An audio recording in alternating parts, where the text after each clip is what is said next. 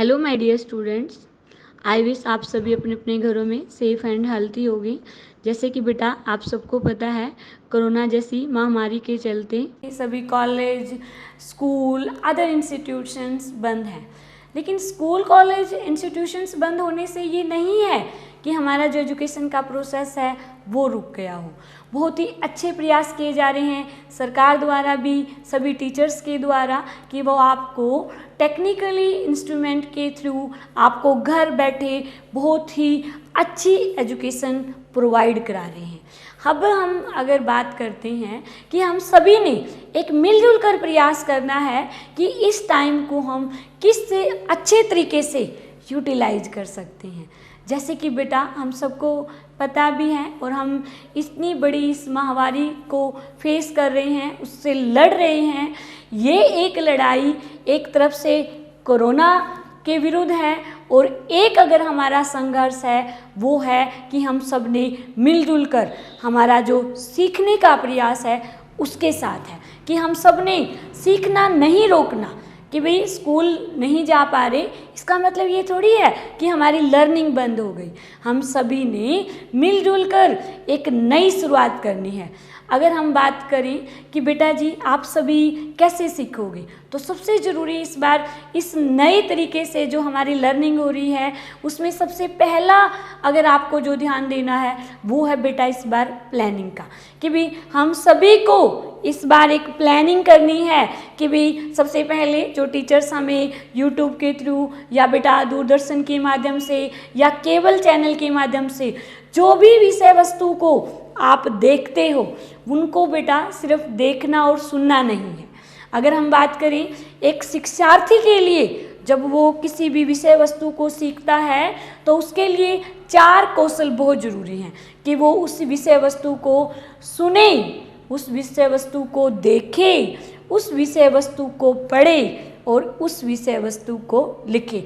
आपने भी इस बार स्वयं ये प्रयास करना है कि जो भी मेरे टीचर्स के द्वारा मुझे आज का टॉपिक, जो भी कंटेंट्स मुझे भेजा गया है कि मैं उसके बारे में सुनूं भी, समझूं भी, उसको पढ़ूं भी और लिखूं भी। बहुत ज़रूरी है बेटा, जब आप एक अच्छी प्लानिंग के साथ आगे बढ़ोगे तो आपको कोई भी कामयाब होने से नहीं रोक सकता। तो सबसे पहले कि हमें प्लानिंग के साथ चलना है।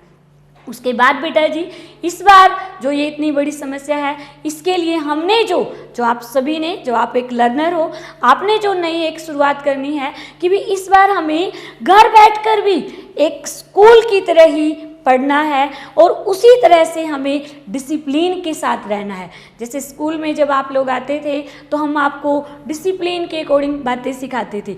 इस बार भी आपको डिसिप्लिन मेंटेन रखना है, लेकिन वो डिसिप्लिन अलग तरह का भी होगा कि आपको बताया जा रहा है कि आप एक सोशल डिस्टेंसिंग रखें। आपको बताया जा रहा है कि भी घर से अगर ज़रूरी काम है तो बाहर निकलें तो मास्क डाल के निकलें। उसके साथ ही बेटा जी आपको सभी को पता है बार बार आपको हाथ धोने हैं। जितना ज़्यादा आप जागरूक रहोगे इस महामारी के बारे में उतना ही ज़्यादा आप इसके विरुद्ध लड़ने में कामयाब होगे। तो बहुत ज़रूरी है बेटा कि इस बार हमने जो डिसिप्लिन मेंटेन करना है वो सामाजिक है। कि भी स्कूल में जब हम होते थे तो हमें बहुत सारी व्यवहारिक बातें सिखाई और इस बार भी हमें वही सामाजिक, वही व्यवहारिक बातें अपने वास्तविक जीवन में प्रयोग करनी है। इसके बाद बेटा जी अगर मैं आगे थोड़ा सा आपको कहूँगी कि आपको हर कंटेंट्स पे, हर विषय वस्तु पे इस बार ज़्यादा ध्यान देना है। जैसे कि आपको जो भी कंटेंट्स यूट्यूब के, लिंक के, टीवी के माध्यम से, केबल चैनल के माध्यम से, जिस भी माध्यम से आपको जो विषय वस्तु मिलती है आपको उसके ऊपर ज़्यादा ध्यान देना। आपने क्रिएटिव लर्नर बनना है, सृजनात्मक, कि आपने नए आइडियाज सोचने हैं कि भी मैंने जो आज पढ़ा मुझे उसके बारे में कितना समझ आया, कितना किस तरीके से मैंने उसको सीखा। जब तक आप एक जागरूक तरीके से सृजनात्मक होकर उस विषय वस्तु को नहीं जानोगे तब तक बेटा वो आपकी जो लर्निंग है, अधिगम है, वो अधूरा रहेगा। तो इस बार आपने एक नए तरीके से उस विषय वस्तु को सीखना है। उसके साथ बेटा जी मैं पेरेंट्स से भी बात करती हूँ, बच्चों से भी मेरी बात हुई तो पता चला कि आप पहले की तरह एक अच्छे टाइम टेबल को फॉलो नहीं कर रहे। जैसे जब आप स्कूल में आते थे तो समय पर उठते थे, समय पर जो सारे कार्य पूरा करके एक अच्छे तरीके से स्कूल आते थे। मैं अभी भी कह रही हूँ, सिर्फ स्कूल बंद हुए हैं, हमारे लिए सीखना बंद नहीं हुआ, हमारे लिए जो हमारे सामाजिक जिम्मेदारी हैं वो नहीं बंद हुई। तो हमने क्या करना कि इस बार भी हमें एक टाइम टेबल के साथ आगे बढ़ना है, ध्यान देना है बेटा प्लीज़, कि ऐसा थोड़ी है कि आप घर पे रहे हो तो जब मर्जी जैसे मर्जी, नहीं, आपके टीचर्स आपको टाइम से होमवर्क दे रहे हैं तो आपको भी तो उस टाइम के अकॉर्डिंग ही आपका होमवर्क भी पूरा करना है, अपने ऊपर भी ध्यान देना है, अपने इम्यून सिस्टम को स्ट्रॉन्ग करना है। और इसके साथ साथ ये बिल्कुल ध्यान रखना बेटे कि सोशल डिस्टेंसिंग, ऐसा नहीं है कि आप घर पर फ्री हो तो आप एक ग्रुप बनाकर खेल रहे हो, नहीं, ये समय बहुत ही सावधानी का है और इस सावधानी के साथ हमें आगे भी बढ़ना है। मतलब कि हमें जो हमारे सीखने की जिम्मेदारी है उसे अच्छे तरीके से पूरा करना।